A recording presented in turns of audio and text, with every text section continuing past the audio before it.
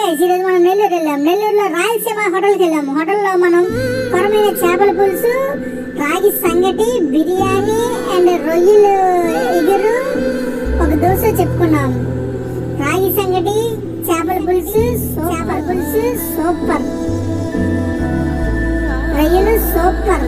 మనకి లాస్ట్ లో butter milk ఇచ్చారు, అది కూడా సూపర్. ఫ్రీగా లాస్ట్ లో ఈ హోటల్లో ప్రతి ఒక్కరికి కూడా బటర్ మిల్క్ ఫ్రీగా ఇస్తారు. అదిరిపోయింది, టేస్ట్ అయితే సూపర్ గా ఉన్నది.